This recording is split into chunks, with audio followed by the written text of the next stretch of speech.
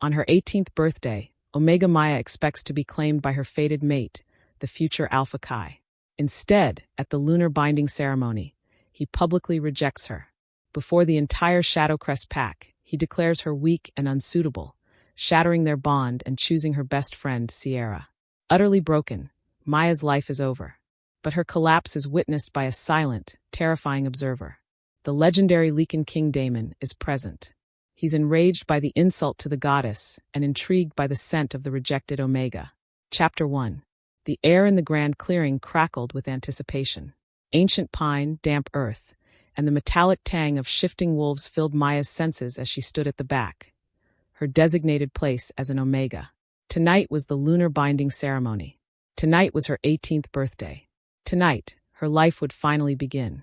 For years, the mate bond had hummed beneath her skin, a silver thread connecting her to him. Kai, the future Alpha. Their fated connection was the pack's worst-kept secret, and for Maya, it was everything. The one thing that made being Omega, the pack's lowest rank, bearable.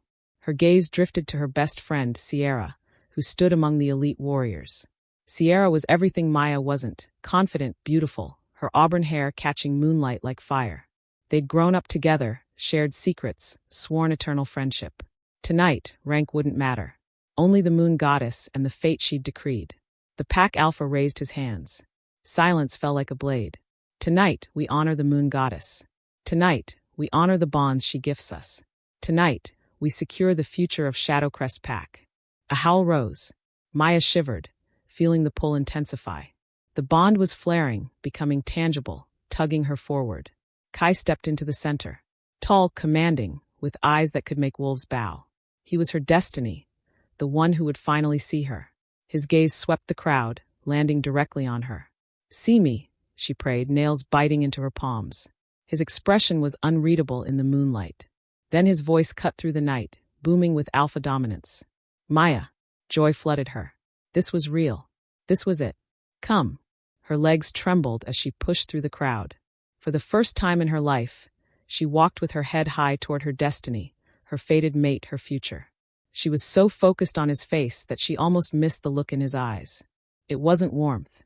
It was cold, sharp, full of contempt she'd never seen before. But she was already moving, already committed. The entire pack's attention fixed on her as she stepped into the center of the clearing. Chapter 2. Maya stood frozen in the center of the clearing. A sacrifice offered to an angry god. The silence was absolute. Even the night insects had ceased their chirping. She could feel hundreds of eyes on her, but the only ones she could see were Kai's. They were as cold and hard as chips of obsidian.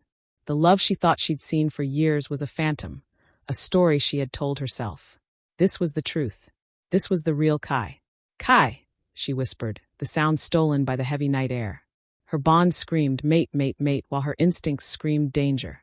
He didn't answer. He simply watched her, his expression a mask of bored calculation.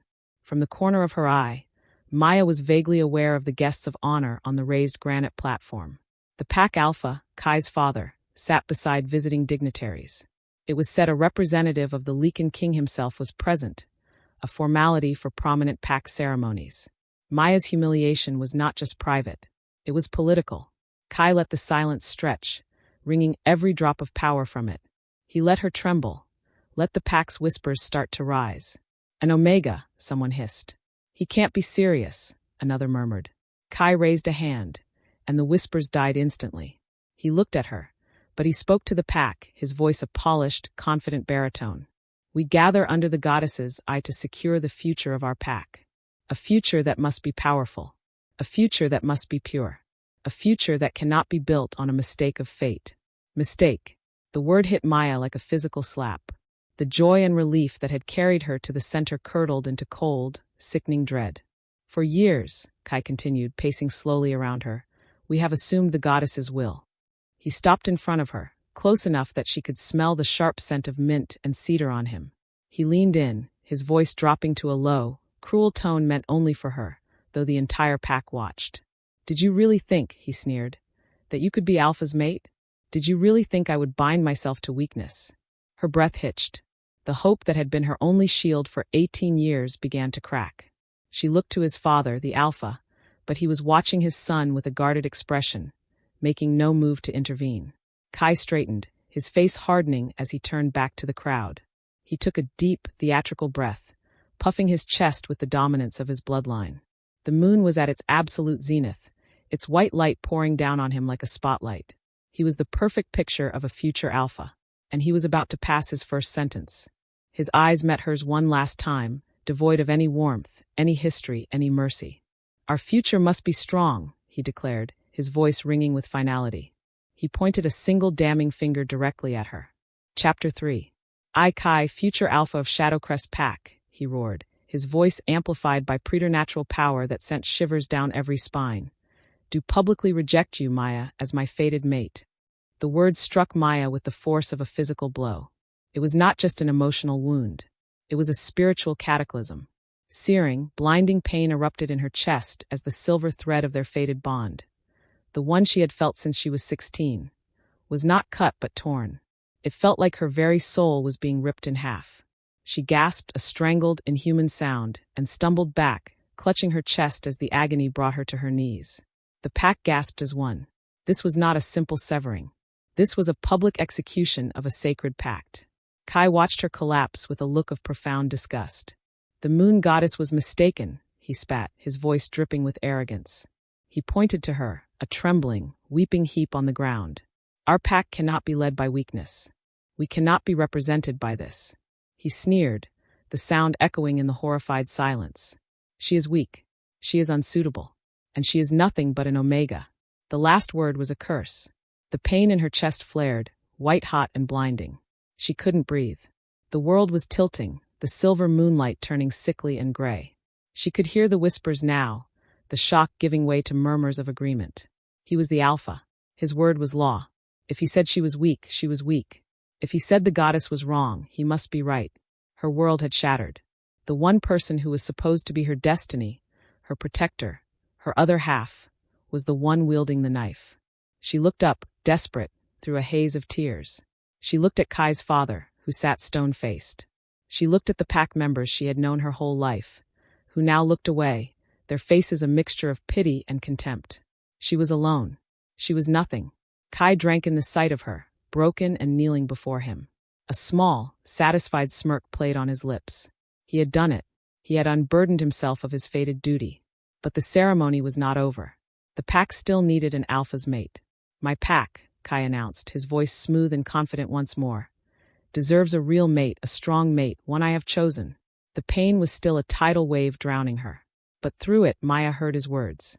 Her vision blurred. Chosen. He was turning away from her. He was scanning the crowd, his eyes landing on someone in the front rank, among the elite warriors. A triumphant smile lit his face. Maya, on her hands and knees, followed his gaze. He was moving, his purpose clear. He was walking toward the one person she had always loved, always trusted. He was walking toward her best friend. Chapter 4. Maya's mind, numb and buzzing with the agony of the broken bond, struggled to process what she was seeing. Kai wasn't just walking toward Sierra. He was walking for her. Sierra, her beautiful, popular, perfect best friend, stepped forward from the crowd. There was no surprise on her face.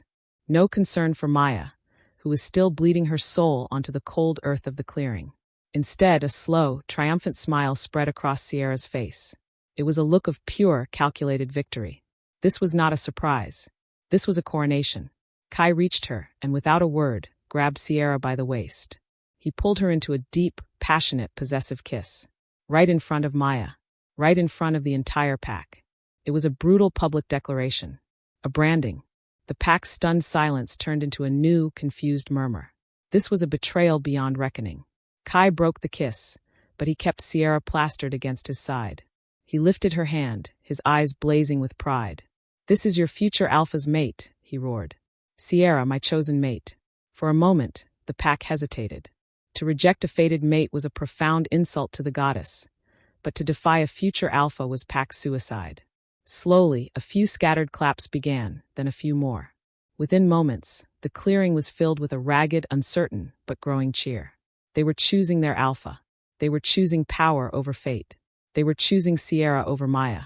The sound of their applause was a second assault. Maya, forgotten on the ground, felt the last of her strength leave her. She looked up, her vision tunneling, her breath coming in shallow, painful rasps. Through the haze of her tears, she saw her best friend. Sierra was looking right at her, over Kai's shoulder as he nuzzled her neck and accepted the pack's adulation. Sierra's eyes met hers. She didn't look away. She held her former best friend's broken gaze, and she smirked. It was a small, vicious, knowing expression that said, "You never had a chance. He was always mine." The dual betrayal, her mate, her best friend, was a final killing blow. The agony in her chest, the public humiliation, and the crushing weight of that single triumphant smirk was more than her spirit could bear. The world went black at the edges.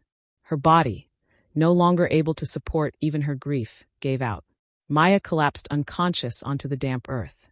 The last sound she registered was the pack cheering for Kai and Sierra. But as her consciousness faded, a new sound cut through the celebration. It was not a cheer. It was a low, resonant growl that vibrated in her very bones. It was a sound of ancient cold and absolute fury. Chapter 5. The cheering for the new alpha pair died instantly, frozen in the pack's throats. The air, which moments before had been filled with celebration, suddenly became heavy, cold, and electric with dread. That growl had not come from a Shadowcrest wolf. It was too deep, too old, too saturated with a power that choked the breath from their lungs. Kai's father, Alpha Marcus, had been rising to his feet to congratulate his son, a politically necessary, if uneasy, smile on his face. He froze. "My son has made his choice," he began. But his voice faltered as the growl echoed again, this time seeming to come from everywhere at once. The pressure in the clearing dropped. The silver moonlight seemed to dim as if a great cloud had passed over the moon. A terrifying, ancient power rolled over the assembly like a physical wave, pressing down on every wolf. It was pure, unadulterated dominance. Omegas and betas were forced to their knees. Warriors and even Kai himself bowed their heads, their wolves whining in submission. Alpha Marcus was forced to bend his knee, a profound act of submission on his own territory. This was not pack authority. This was the authority of the world. Every eye, wide with terror, turned to the raised granite platform reserved for the guests of honor. A figure was emerging from the deep shadows, stepping into the dying moonlight. He had been a silent observer, a formality. He was interfering now. It was King Damon, the legendary ruthless Lycan King, the ruler of all packs, the alpha of alphas, the last of the ancient bloodline. He was a myth of terror told to disobedient pups. And he was here. He was tall, dressed in dark, severe leathers that made no sound. And he moved with a fluid grace that was more predator than man. His power radiated from him in visible, suffocating waves. But it was his eyes that held the pack captive. They were not the blue, brown, or even yellow of a normal werewolf. They were burning with an unnatural molten silver light. And they were not looking at Kai, the new alpha. They were not looking at Sierra, the new mate. They were not looking at Alpha Marcus. His gaze, blazing with a terrifying cold fury, was fixed on the small, broken form of the rejected Omega, lying unconscious in the dirt. The king was enraged. The pack could smell it. It was not the hot, quick anger of a pack dispute. It was the cold, patient, absolute wrath of an ancient force. It smelled like ozone, blood, and a coming storm. He took one slow, deliberate step off the platform and onto the sacred ground of the clearing. His heavy boot made no sound on the stones. He began to walk, his eyes never leaving Maya. The king was moving. Chapter 6. King Damon stood over her, a mountain of shadow and power. The pack was so quiet he could hear the frantic pounding of their hearts. They were terrified, as they should be. He had come to Shadowcrest Pack to observe. Their Alpha Marcus had been petitioning him for greater territory, and Damon had come to judge his worthiness, to see how he ran his pack, how he honored the old ways. And this was what he found. A circus, a sacrilege. His silver eyes were fixed on Maya. He could smell the spiritual rot of her broken bond, a scent like ozone and ash, a perfume of profound agony that offended his ancient sensibilities. This was a direct, public, and arrogant insult to the moon goddess. A fated bond was her most sacred gift. To reject it was spitting in her face. To do it with such theatrical cruelty. It was a declaration of hubris that his authority could not ignore. "Your Majesty," Kai stammered, his alpha tone cracking under the pressure of the king's dominance. "This is a simple pack matter. She was unsuitable. She is just an Omega." The king's head snapped toward him. He didn't move. He didn't speak. He simply looked at Kai. The air temperature in the clearing dropped by 20 degrees. Kai choked on his next word, the air freezing in his lungs. The king's aura flared, a suffocating blanket of pure dominance that forced Kai to his knees. Just an Omega. The words echoed in the king's mind. He had ruled for centuries. He had seen alphas rise and fall. He knew power when he saw it, and he knew arrogance. But as he looked back at the girl, he smelled something else beneath the agony. It was faint, buried deep, but it was there, a scent of winter frost, ancient stone, and a spark of dormant wild magic. It was a scent that had no business being in a weak Omega. It was a scent that called to him. His rage, which had been a cold, calculated thing, now had a new personal edge. These fools hadn't just insulted the goddess. They had broken something precious. He ignored Kai's pathetic, wheezing gasps. He ignored Sierra, who was hiding behind her new mate, her pretty face a mask of terror. He ignored Alpha Marcus, who was trembling on his platform. His entire world narrowed to the girl on the ground. In a move that sent a tidal wave of shock through the pack, King Damon, the ruthless Lycan King, knelt in the dirt. He knelt before the rejected Omega. He reached out a single black-gloved hand, his movement slow, deliberate. His fingers, a symbol of so much death and power, hovered over her tear-streaked face. He brushed a matted strand of hair from her cheek. She was cold, lifeless. "They did this to you," he whispered, so low only he could hear. He hooked his gloved hand under her chin, his touch firm. "Look at me." Chapter 7. The command was not a request. It was an ancient law imbued with a power that bypassed her broken consciousness and spoke directly to her soul. Maya's eyelids fluttered. She was trapped in a black, agonizing void. The pain of Kai's rejection, the only thing that existed. But this voice, it was a new sun burning through the darkness. She was forced to obey. Her eyes, dull, glassy, and swimming with unshed tears, opened. They were empty. She was a shell, her spirit already half gone. Her unfocused, broken gaze drifted up and met his. The world ended. It was not a gentle hum, not a silver thread of fate. It was a cataclysm, a supernova of destiny. The moment her broken hazel eyes met his burning silver ones, a bond exploded into existence. It was a platinum, fiery, and furious connection that slammed into them both with the force of a physical blow. Maya gasped, a ragged, desperate intake of breath as the bond, a king's bond, seized her very essence. It was a power so vast it was terrifying. It surged from Damon into her, a tidal wave of ancient strength, and it met a tiny, dormant spark deep within her own soul, fanning it into an inferno. For Maya, the agonizing, tearing pain of Kai's rejection was instantly and utterly incinerated. It was vaporized as if it had never existed. In its place, this new platinum power flooded her, mending the tear in her spirit, sealing the wound in her soul. It was warm, it was absolute, and it was possessive. For Damon, it was a shock that rocked him to his core. He who had lived for 1,000 years, who had long assumed his fated mate was dust, had found her here, now. A broken child kneeling in the mud, rejected by a pathetic alpha pup. The scent he'd detected, frost and stone and magic, it was her. It was his. His rage, already a mountain, became a volcano. This was not just an insult to the goddess. This was not just the breaking of a pack Omega. This was a direct, personal, and unforgivable assault on his queen. Maya's eyes, which had been empty, suddenly focused. She was no longer looking at a terrifying stranger. She was no longer looking at a king. She was looking at the other half of her own soul. The pain was gone. The confusion was gone. There was only him. Damon's face, which had been a mask of cold fury, twisted into something far more dangerous. He rose to his feet, a low growl rumbling in his chest, his silver eyes burning with a new, terrifying purpose. He had not just found an injustice. He had found his mate. Chapter 8. The power radiating from the king and the Omega was a tangible thing. A crackling platinum aura that shimmered in the moonlight, pushing back against the cold. Maya was still on her knees, but she was no longer a heap. Her back was straight, her head high. Her eyes, now clear and sharp, were locked on Damon. Kai, who had managed to get to his feet, stared in disbelief. The scent of his broken bond with Maya was gone, replaced by an overwhelming, possessive, and ancient scent that was coming from her, from the king. What did you do?" Kai stammered, his voice weak. He took an instinctive step forward. She was," Damon snarled. His head snapped to Kai, And this time there was no cold calculation in his eyes. There was only the white-hot promise of death. She was yours to cherish, yours to protect, yours to honor. He took one slow step toward Kai and Sierra. They stumbled back, tripping over each other. Sierra, who had been smirking just moments before, was now as white as the moon above, her eyes wide with a terror that went beyond mere pack politics.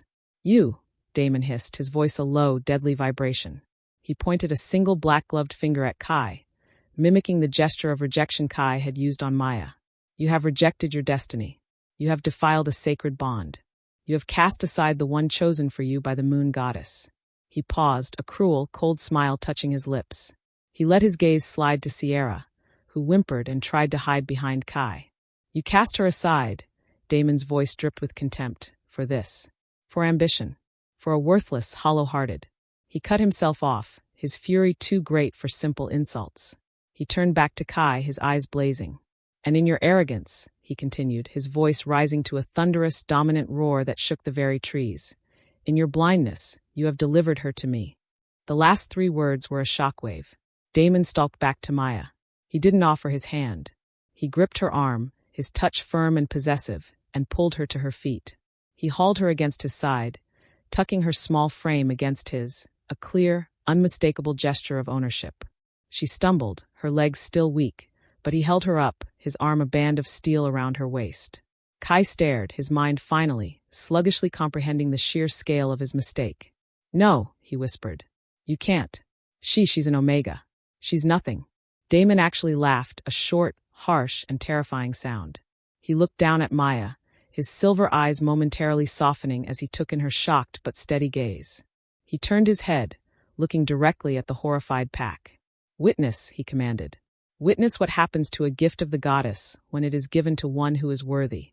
Chapter 9. "No!" Kai screamed, a desperate, broken sound.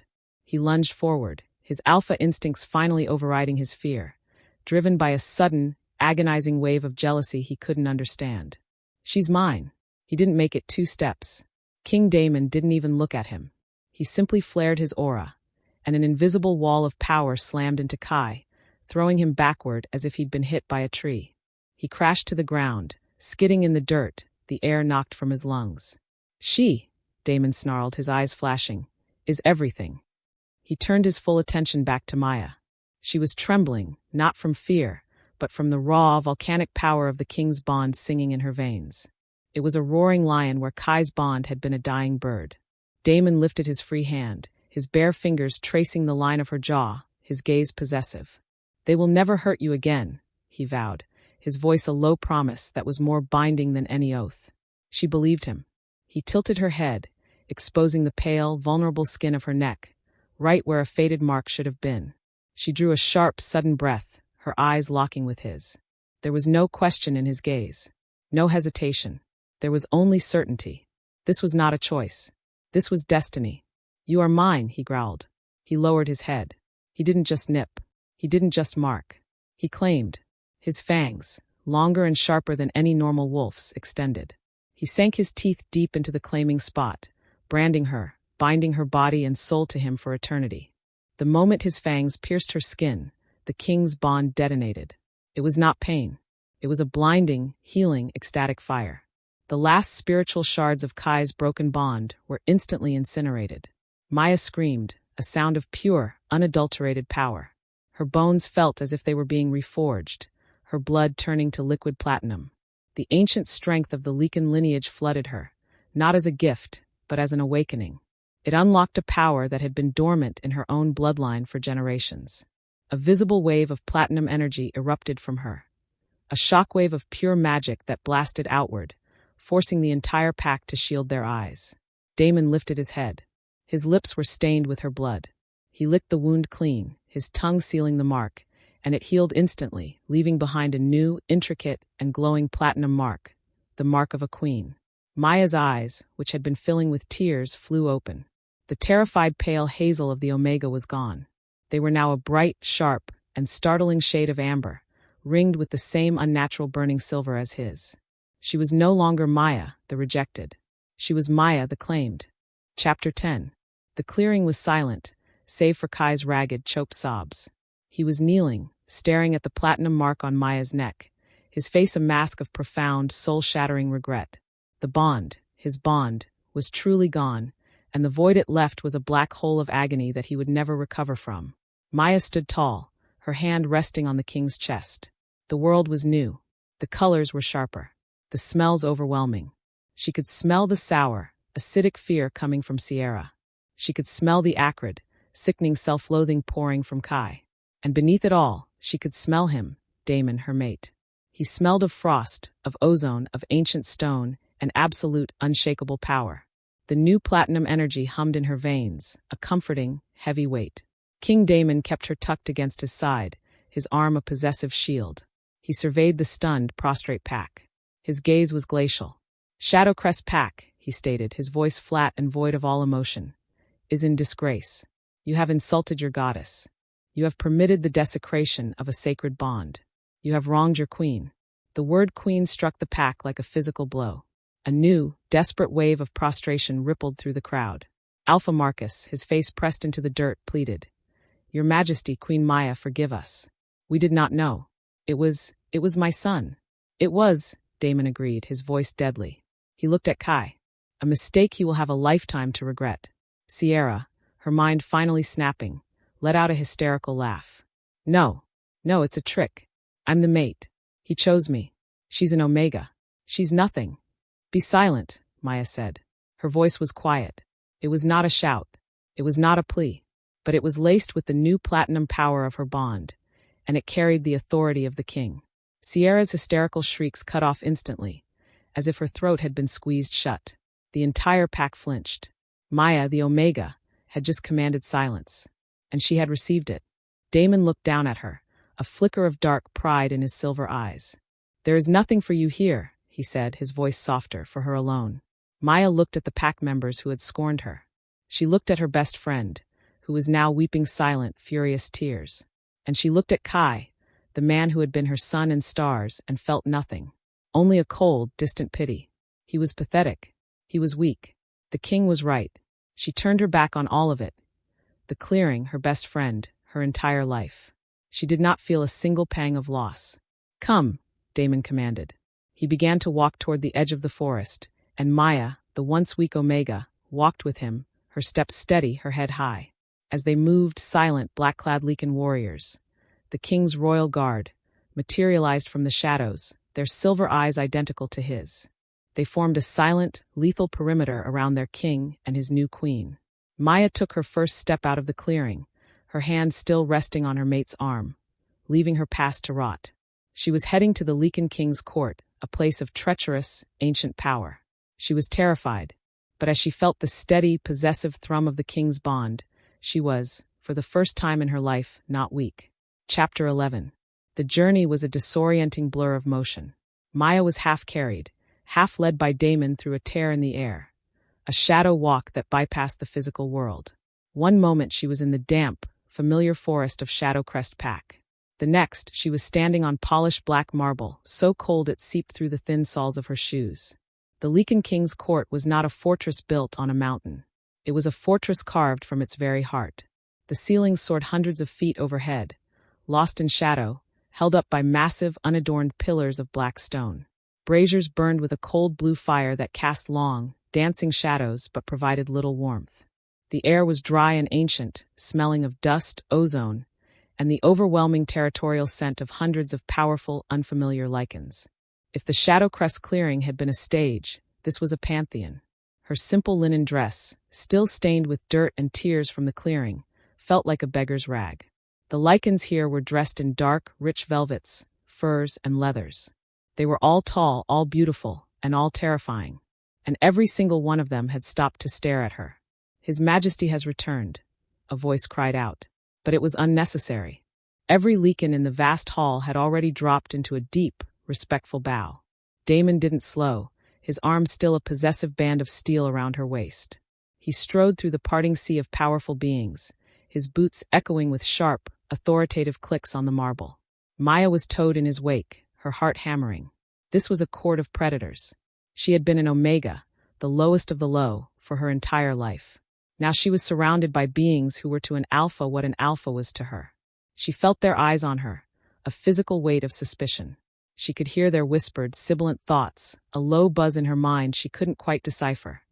A new and unsettling ability.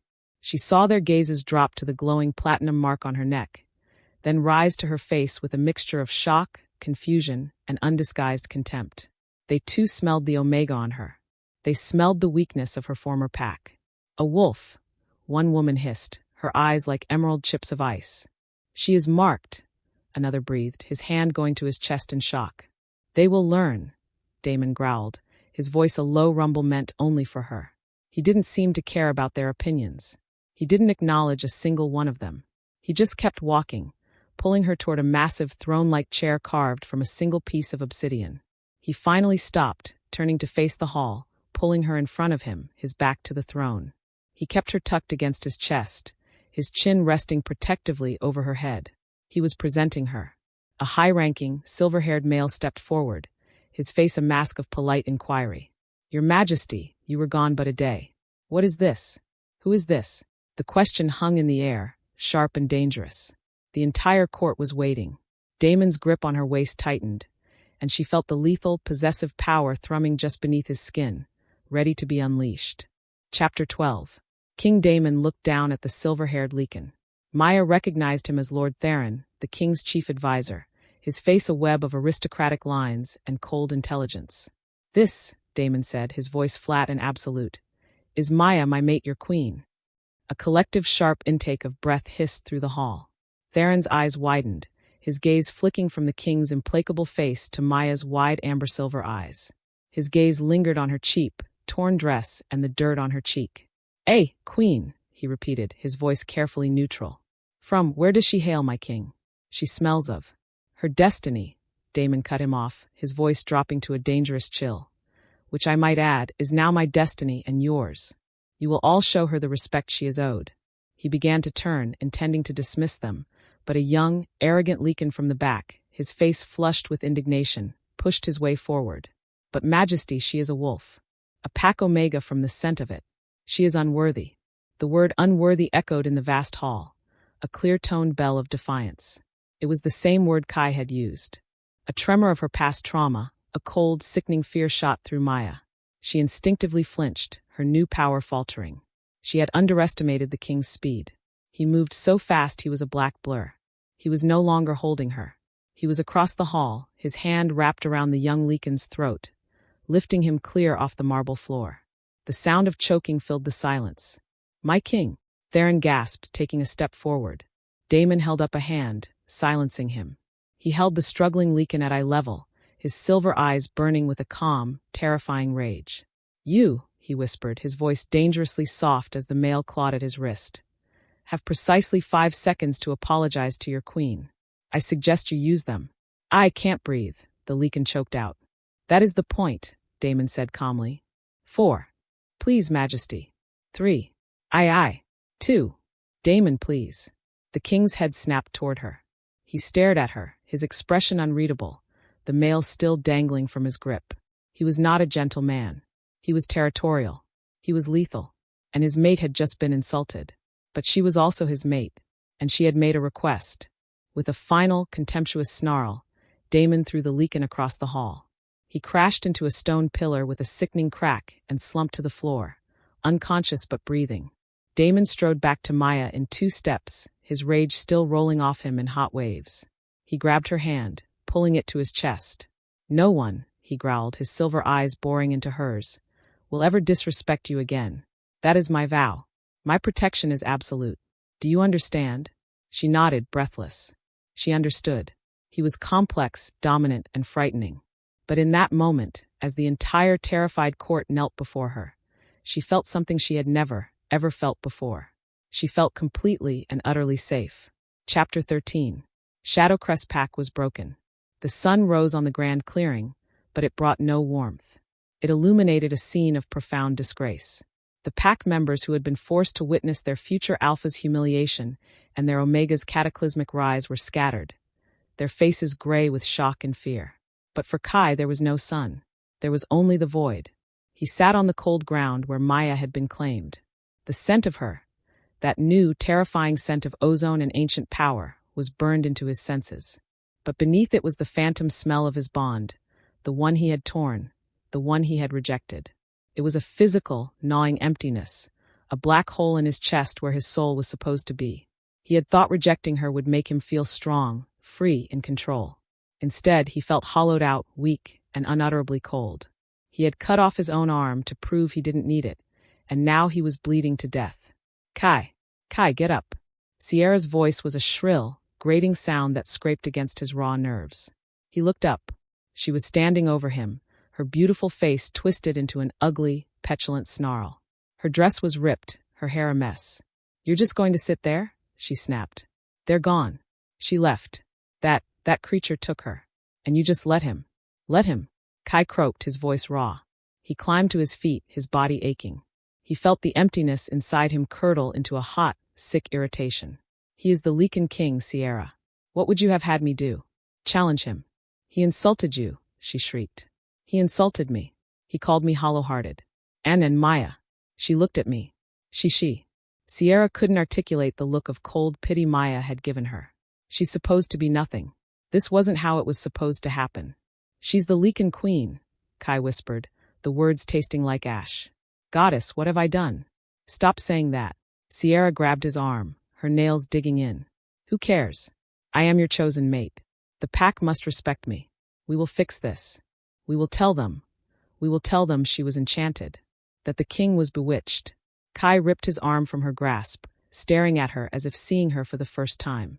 The ambition that he had found so attractive was now a grotesque, screeching thing. He had rejected his soul for this. For a shallow, grasping, envious woman who hadn't even bothered to check on him. Only on her own newfound, now threatened status. The irritation turned to disgust. Leave me alone, Sierra. Kai, you are the future alpha. You will not walk away from me. He turned, the void in his chest a cold, dead weight. I was a fool, he said. Not to her, but to the empty air. I rejected my destiny. He began to walk away, his steps heavy, haunted. He was leaving her there, alone in the clearing. But it didn't matter. He was already alone. He would be alone for the rest of his miserable, fadeless life. Chapter 14. Days in the Lycan court bled together in a haze of terrifying new sensations. Maya was housed in the king's personal chambers, a cavernous suite of rooms where the walls themselves seemed to hum with ancient power. She was given new clothes, silks and velvets in dark, regal colors that felt alien on her skin. But the greatest change was internal. The king's bond was a living, breathing thing inside her. It was a constant warm presence at the base of her spine, a hum of platinum energy that connected her, always, to Damon. She felt his moods as if they were her own. A spike of irritation from the council chamber, a wave of dark satisfaction as he passed a sentence, a low, thrumming possessiveness whenever he was near her. Her own senses were on fire. She could hear the skittering of a spider 100 yards away. She could smell the lie on a courtier before he even spoke. And she was strong. She had accidentally shattered a solid oak table when a serving girl had startled her. This new power was raw, though, and frightening. She was a queen, but she felt like a child playing with a blade. Tonight, she was alone, pacing the cold marble floor of her chambers. Damon was in a closed council, dealing with the political fallout of his return. Maya was restless, the silence of the fortress pressing in on her. She walked onto the balcony, a terrifying precipice carved into the mountainside. The wind howled, whipping her hair around her face, but she didn't feel the cold. She heard him before she saw him. Not his footsteps, but the sudden, sharp pull of the bond, a silken rope tugging at her center. He was here. Damon stepped out onto the balcony, shrugging off his heavy, fur-lined cloak. He had been in council for 6 hours, and he looked weary, the lines around his eyes deeper. You should be sleeping, he said.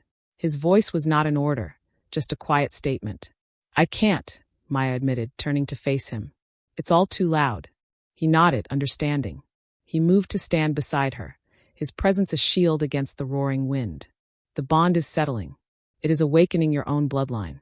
The Omegas of Shadowcrest Pack were not always so domestic. Your ancestors were strong. I don't feel strong, she whispered, looking at her hands. I feel breakable. He was silent for a moment. Then he reached out, not with the possessive grip of the king, but with a gentleness that shocked her. He took her hand, his much larger, warmer one enveloping hers. You are not breakable, he said, his voice a low rumble. He lifted her hand, turning it over. You have iron in your veins, Maya. It has just been waiting for a fire to forge it. He traced the lines on her palm, the simple touch sending a jolt of liquid heat straight through her. His silver eyes met hers, and the weariness in them was replaced by that familiar dark fire. His gaze dropped to her mouth. You are not an Omega, he growled. You are not weak. You are mine. He tugged her hand, pulling her closer, and Maya's heart hammered, not with fear, but with a new, wild anticipation. She was finally beginning to understand him. Chapter 15. Sierra stared at her reflection in the small, cracked mirror. The Shadowcrest Alpha house was supposed to be a palace. It was a glorified log cabin. She was supposed to be an Alpha's mate, adored and envied. Instead, she was a pariah. Her life was a nightmare. The pack, terrified of the Lycan King's wrath, treated her with a cold, fearful disdain. They blamed her. They whispered that her ambition had brought disgrace to them all. Alpha Marcus, Kai's father, had confined them both to the pack house, his face a constant mask of cold fury. And Kai was the worst. He was a ghost. He barely spoke. He spent his days brooding, his eyes lost in the void, as he called it. He wouldn't touch her. He looked at her with a disgust that made her want to scream. This was not the future she had plotted for. This was not the power she had been promised. A message, a young pack warrior shouted from outside. A message from the Blackwood pack.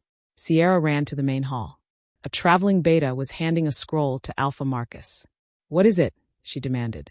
Marcus ignored her, breaking the wax seal. His eyes scanned the parchment. His face, already grim, turned ashen. He staggered back, dropping the scroll as if it had burned him. What? Sierra snapped, snatching it from the floor. She read the words. It was a formal decree, sent to all packs, announcing the king's new mate, announcing the coronation. And we celebrate the ascension of his fated, Maya of Shadowcrest Pack, to her rightful place as Lycan Queen. Queen.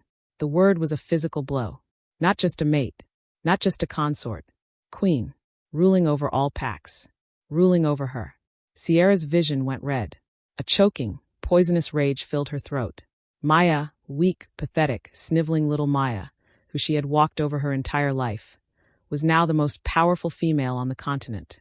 She, Sierra, was trapped in this wretched, broken pack, tied to a useless, broken alpha, while her former best friend was being crowned. No, Sierra whispered, her voice shaking with a terrifying, cold fury. No, I will not allow it. Kai, drawn by the commotion, entered the room. What's wrong now, Sierra? He asked, his voice dead. Sierra looked at him, her mind working. A new, vicious, and desperate plan forming. The king was powerful, yes, but he was also a male. And males, even kings, were fools. They were easily manipulated by whispers, by suggestions of betrayal. Kai had been. Perhaps Damon could be too. Nothing, Sierra said, her voice suddenly sweet, a chilling contrast to the murder in her eyes. Nothing at all, my love. I was just thinking. Maya was always so loyal to you. Kai looked at her, confused, but Sierra just smiled, a slow, toxic expression. If she couldn't have the power, she would destroy the one who did. She would frame her former best friend. She would burn Maya's new world to the ground. Chapter 16. The roaring wind of the balcony felt miles away, replaced by the heavy, velvet silence of the king's chambers. Damon had not released her hand. He'd led her back inside to a sprawling map of the territories etched into a massive stone table. The room was lit only by the low blue flames of the hearth, casting their faces in stark shadow and light. The intimacy of the moment was a fragile, dangerous thing, more potent than any public display of power. The court saw your strength tonight, Damon said, his voice a low rumble. He finally released her hand, tapping a finger on the map over the lands bordering Shadowcrest territory. When you stopped me from killing that fool. I didn't mean to undermine you, Maya said quickly, her old Omega instincts flaring up. You didn't, he cut her off, his silver eyes intense. You showed mercy. Something this court has not seen in centuries. They are afraid of me, he stated, a simple fact. But that is a blunt tool. What you did, that inspires loyalty. It is a tool of a queen. He paused, his gaze hardening. But it is also a vulnerability. Maya frowned. What do you mean? This court, he swept his hand across the room, is a nest of vipers, Maya. They have served me for centuries out of fear. Now you are here, my fated, my queen. You have a power they cannot understand, and they will test it. They will see your mercy as weakness. They will see your kindness as a flaw to be exploited. He moved closer, his sheer size seeming to absorb the firelight. Your greatest test will not come from an enemy who shouts at the gates. It will come from a whisper in the halls. It will come from someone who smiles at you, someone who offers you comfort, someone who claims to be your friend. A cold premonition slid down her spine. You're trying to scare me. I am trying to prepare you, he corrected, his voice harsh. You are no longer a Pack Omega. You cannot afford to trust blindly. Especially, he added, his voice dropping, with those from your past. Envy is a poison. Your friend holds a full cup. The sudden mention of Sierra made Maya flinch. Before she could process his warning, he cupped her chin, his thumb brushing her bottom lip. The analytical, cold king was gone, replaced by the raw, possessive mate. I will not let them harm you, he growled. But you must learn to see the daggers before they are at your throat. His gaze dropped to her mouth, and the world narrowed to the space between them. The political lesson was over. He lowered his head, and Maya's breath hitched, her eyes fluttering shut. She felt the brush of his lips, a promise of fire, a confirmation of their bond that she was, for the first time, ready to accept. But before their lips could truly meet, a sharp, urgent knock echoed through the chamber door. Damon's head snapped up, a low, frustrated growl rumbling in his chest. Enter, he commanded. Lord Theron swept into the room, his face a mask of grim urgency. He bowed low. Your Majesty, your pardon. An urgent message has arrived from Shadowcrest Pack. It concerns the Queen. Chapter 17. Sierra had penned the letter herself, her hand steady, her mind sharp and clear for the first time in weeks. She had not written it as herself. She had crafted it as a loyal, terrified Shadowcrest warrior, one who had witnessed a terrible truth. She had filled it with the language of devotion, of fear for the king, of a terrible burden of conscience. She'd written that Maya was a spy, that her rejection by Kai was a long-concocted plan to infiltrate the Lycan court, that Maya was still loyal to her true mate, Kai, and that they met in secret. She wrote that Maya's new power was not from the king's bond, but from dark magic, and that she was plotting to find a way to sever the bond and assassinate the king, placing her real mate, Kai, on the throne. It was a masterpiece of paranoia. She had given it to a beta traveler, along with her last remaining silver jewelry, to ensure its swift and anonymous delivery. And now she waited. The trap was set. In the Lycan court, Lord Theron held the cheap parchment as if it were a venomous snake. He stood before his king, who had moved to stand in front of Maya, a protective, immovable wall of fury. It arrived with the trade caravan, Majesty, Theron said, his voice tight. Delivered by a human runner. Anonymously. Read it, Damon commanded, his voice lethally calm. Maya gripped her hands together, the king's warning about whispers echoing in her ears. Theron's eyes scanned the page, his aristocratic features tightening with disgust. She is not what she seems, your Majesty. The rejection was a lie, a performance to gain your sympathy. Her bond to Alpha Chi is not broken. They plot against you. She is a serpent. She will be your end. Theron stopped, unable to continue. The silence in the chamber was absolute, heavy and suffocating. Maya felt the blood drain from her face. It was so utterly, poisonously Sierra. It was the exact same tactic, a public lie to isolate her, to make her seem treacherous. And it had worked on Kai. Her new, fragile confidence began to crumble. Damon, she whispered, her voice shaking. Damon did not look at her. He held his hand out to Theron. Give it to me. He took the parchment, his silver eyes scanning the words, his face an unreadable mask of stone. He read it once, then a second time. Maya's heart hammered so hard she thought it would break her ribs. This was the test. This was the dagger he had warned her about. She could feel the weight of his suspicion, his doubt, a cold pressure against their bond. He had called her merciful. He had called her strong. But he was also a king, an ancient, ruthless ruler who had been warned of vipers. And a perfectly crafted lie had just been dropped into his nest.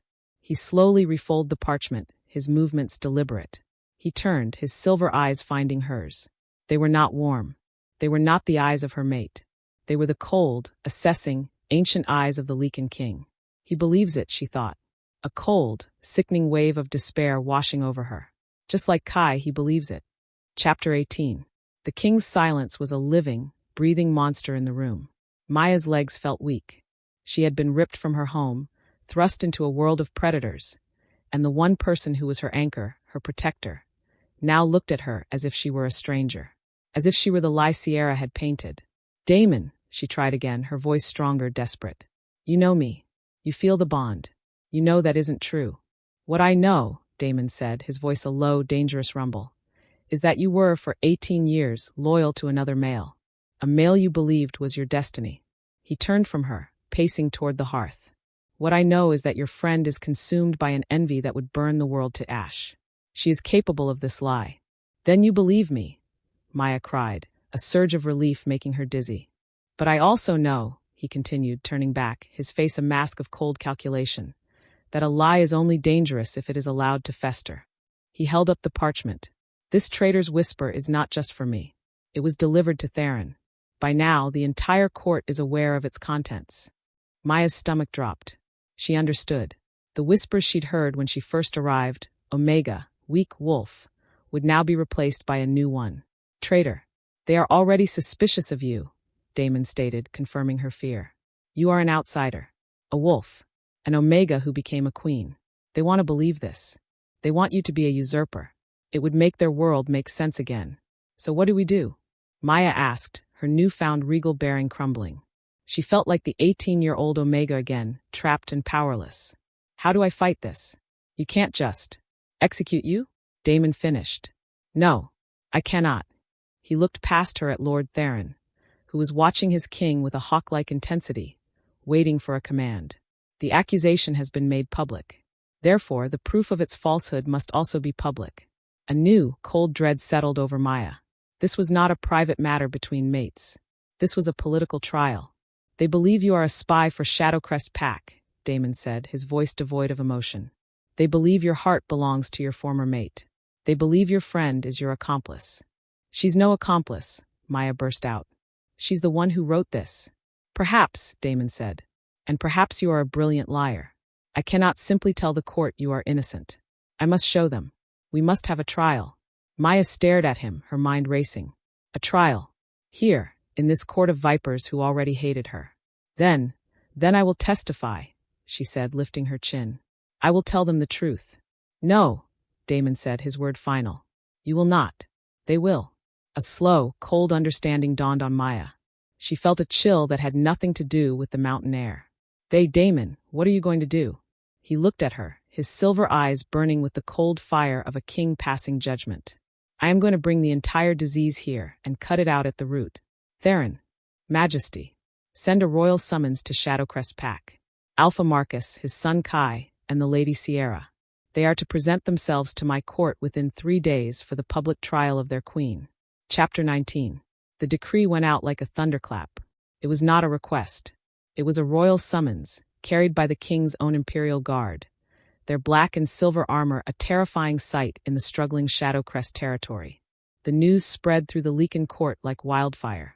The king, in his cold wisdom, was not murdering his new mate in the shadows. He was putting her, and her accusers, on public trial. Maya was a prisoner in her own opulent chambers. Damon had not visited her since the decree. He was, as Theron had politely informed her, making preparations. She was isolated, left alone with the whispers of the court and the cold, sick dread in her stomach. She tried to feel him through the bond, but he was shielded, his presence a distant, cold star. He was not her mate right now. He was the king. He was her judge. Her newfound confidence was gone, replaced by the ghost of the Omega she had been. Kai had believed Sierra's lies with no evidence. Damon, her powerful, ancient mate, was now demanding a public trial. Was he just a more calculating version of Kai? Was he too just looking for a reason to discard her, an unsuitable Omega? The doubt was a poison, weakening her, making her question the very reality of the king's bond. On the 3rd day, she was dressed by silent-serving women in a gown of deep midnight blue velvet. It was heavy and regal, but it felt like a shroud. Lord Theron appeared at her door, his face impassive. The king is seated, Your Majesty. Your pack has arrived. He led her through the echoing, silent halls. The court was not in the great hall, but in the amphitheater of judgment, a vast, open-air arena carved into the stone, reserved for high treason. The entire Lycan nobility was present. Thousands of them, their cold, assessing eyes fixed on her as she walked to the center. Damon was there, seated on a massive throne of black granite. He was not her Damon. He was the Lycan King, a figure of terrible, ancient majesty, his face a mask of cold iron. He did not look at her. And then she saw them. To the side, looking small and pathetic under the weight of the court's power, stood what was left of her past. Alpha Marcus, his face gray and haggard. Kai, who looked like a walking corpse, his eyes hollow, the void in his soul visible to all. And Sierra. She was dressed in her finest, a defiant, if slightly tattered, green dress. When she saw Maya, she didn't look afraid. She didn't look cowed. A slow, venomous, and utterly triumphant smirk spread across her face. She truly believed she had done it. She believed she had trapped the king and queen, and that she was about to be vindicated. The trial begins, Damon's voice boomed, striking the stone and echoing across the arena. His silver eyes, as cold and distant as the moon, finally settled on her. Queen Maya stands accused of treason, of conspiring with her former pack to assassinate the king. We will hear the evidence. Bring forth the accuser. Chapter 20. There is a complication, Your Majesty, Theron said, his voice low, just as the trial was to begin. He leaned toward the throne. The anonymous letter stated the treasonous meetings took place on Shadowcrest land. The accusers, the accused, they claim the only fair trial is one held on the land of the alleged crime. Maya's head snapped up. She saw Sierra whisper frantically to Kai, who then spoke to his father, who nodded. It was a ploy. They believe you will not leave your fortress, Theron murmured. They believe it is a way to stall, to claim an unfair trial. A dangerous, glacial silence fell. Damon's eyes narrowed, fixed on the small, defiant cluster of Shadowcrest wolves. Sierra was still smirking. She thought she had found a loophole. They are mistaken, Damon said, his voice a low, deadly promise. He rose from his throne, a towering, terrifying figure. The entire amphitheater gasped. The trial will not be held here. He pointed a single black-gloved finger at the Shadowcrest delegation. This began in their clearing. It will end in their clearing. We ride for Shadowcrest Pack. Now, the journey was a tense, agonizing blur. Maya rode beside the king, but they were surrounded by his imperial guard. They were not mates. They were a judge and his prisoner. The Shadowcrest trio was transported under heavy guard, their faces a mixture of confusion and, in Sierra's case, growing confidence. She believed the king's dramatic move was a sign of his uncertainty, a way to appease the other packs by showing fairness. When they burst through the shadow fold into the grand clearing, Maya's breath caught in her throat. It was exactly as she'd left it, but it felt smaller. The entire Shadowcrest pack was already assembled, forced there by the king's advanced guard. They were kneeling, their faces pressed to the dirt, trembling in terror. This was the same ground, the same moon, now a pale crescent in the sky. The same audience. But she was different. Damon dismounted, his black cloak sweeping behind him. He didn't take the Alpha's platform. He strode to the exact center of the clearing. The same spot where Kai had rejected her. The same spot where Damon had claimed her. The ground there seemed to hum, permanently saturated with their combined power. Here, he boomed, his voice rolling over the terrified pack. We will have the truth. He turned to the guard, his voice like cracking ice. Bring the accuser. And bring the accused. Maya was led forward, her heart hammering. She stood on one side of the king. On the other, Sierra was shoved forward by a guard. She stumbled but caught herself, her eyes blazing with righteous, false fury. I am no accuser, she cried, playing her part. I am a victim. We all are. Of her. She pointed a trembling, dramatic finger at Maya. She has bewitched him. She is a traitor. Maya met her former best friend's gaze. The fear was gone, replaced by a cold, building rage. This would not be a repeat. And where, Damon said, his voice deceptively calm, is your proof? It is in the letter, Sierra stammered, her plan not accounting for this. The anonymous letter? Damon asked, a dangerous, silken tone to his voice. The one you wrote? Sierra's face went white. What? No. I would never. Then, the king said, a slow, terrifying smile spreading across his face. You will not mind that I have brought another witness. He turned his gaze to the edge of the clearing. The beta traveler you paid with your mother's silver. Bring him forward. Chapter 21. Two of the king's imperial guard marched the beta traveler into the center of the clearing. He was a thin, nervous-looking wolf, his eyes wide with terror as he found himself the center of attention. Sierra's face went white. She shot a panicked look at Kai, but he was staring at the ground, lost in his own void, oblivious. I don't know who that is, Sierra shrieked, her voice cracking. This is a trick. A new lie. She has bewitched him just as she bewitched you, your majesty. She turned to Damon, her hands clasped in a desperate, false plea. My king, you are a just ruler. You must see the truth. I saw it. I saw them meeting in secret near the old river. Kai was torn. He still felt the pull of their old bond. And she used it. She promised him power. She promised him your throne. Maya stood silent, her face pale, but her expression cold. She watched her former best friend weave her tapestry of lies, each word more desperate than the last. Sierra's performance was masterful. She wept. She accused. She pleaded. She painted a vivid picture of a treacherous Omega, still hopelessly in love with her first mate, manipulating a grieving alpha and a new, trusting king.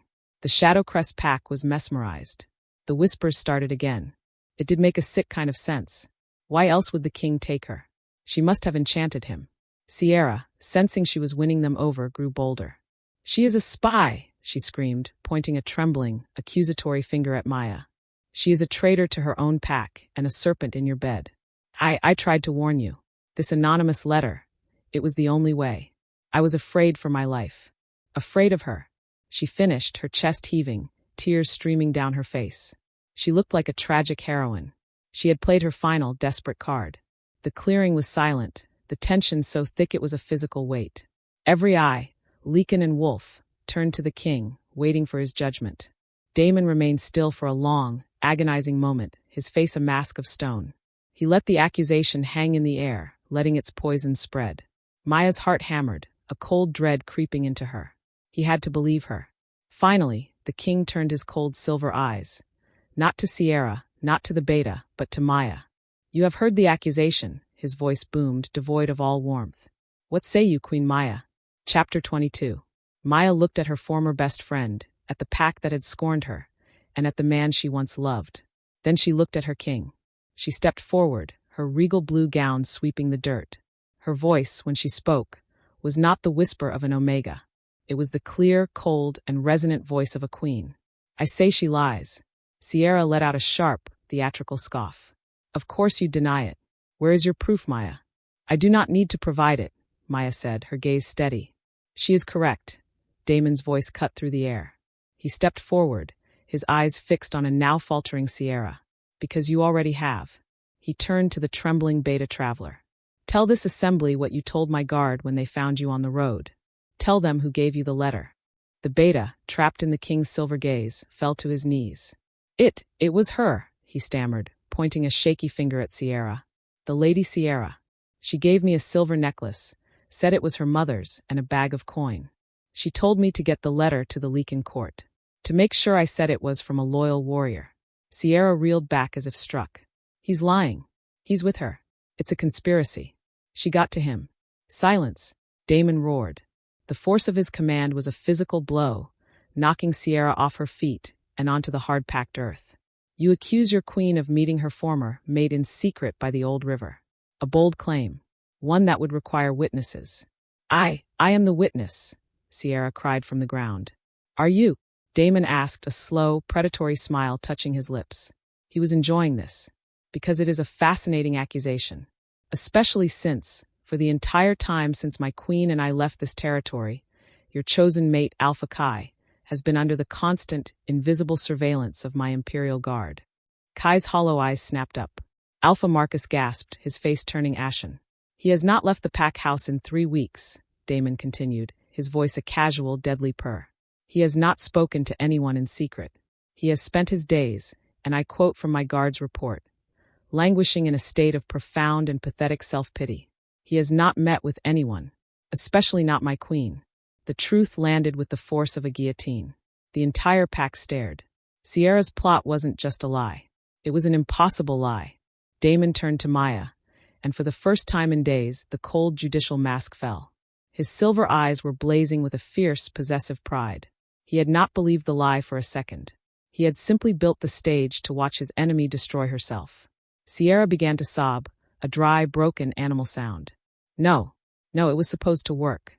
It worked on Kai. It was supposed to work on you. She had just confessed. The clearing stared, horrified, as she confirmed her own treason.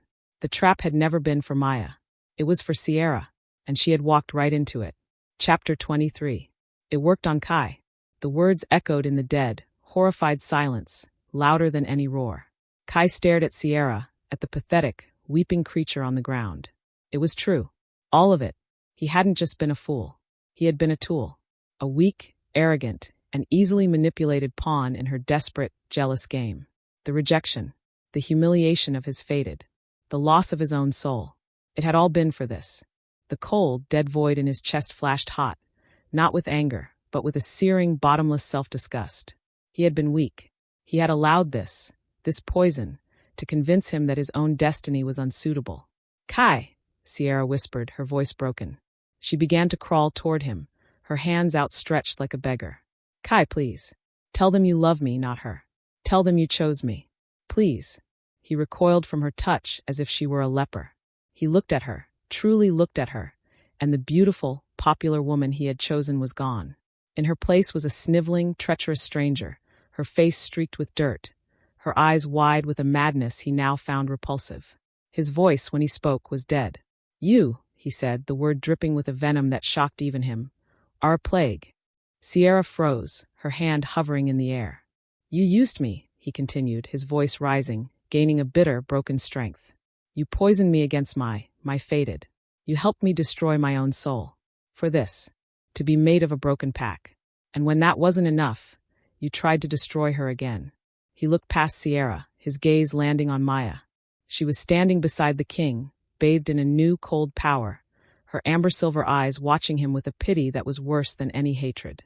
He saw, in that instant, everything he had thrown away. He saw the strength he had called weakness. He saw the honor he had called unsuitable. He saw the queen he had rejected. He took a public, deliberate step back from Sierra, severing the last invisible thread between them. "I want nothing to do with you," he spat. "You are no mate of mine. You are nothing to this pack. You are nothing to me." It was a final public rejection, an echo of the one that had started it all. Sierra let out a choked sound as her last hope crumbled. Kai didn't care. He turned his full attention to Maya. He did the only thing left for him to do. He dropped to his knees, bowing his head in the dirt before the woman he had cast aside. "My queen," he choked out, the words tearing his throat raw. I was a fool. I was blind, arrogant. I rejected my destiny. I am sorry. I will live with that forever." Chapter 24. All eyes were on Maya. Her pack, her king, her broken former mate, and her hysterical, defeated former best friend. They all waited for her judgment. Sierra, seeing Kai's final betrayal, let out a wail of complete and utter despair. She was alone. She scrambled across the dirt, her nails digging into the ground, a desperate animal. She grabbed the hem of Maya's midnight blue gown, her grip frantic. "Maya, Maya, please," she sobbed, her beautiful face a grotesque mask of snot and tears. "Please, you're my best friend. You have to forgive me. I didn't know. I was jealous. I was just so jealous. Please." The proud, popular Sierra, who had smirked over Kai's shoulder, was now a groveling, broken creature at her feet.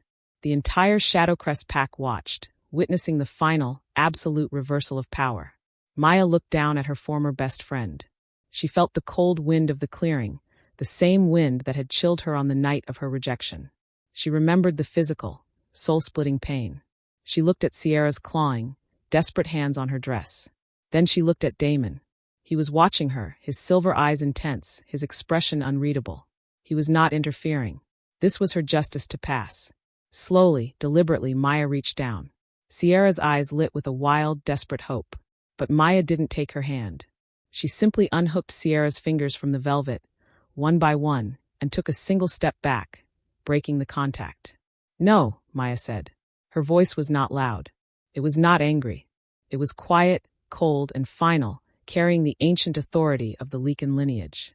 "You are not my friend," she said, her voice clear in the silence. "You are a lesson." She turned from Sierra's crumpled form.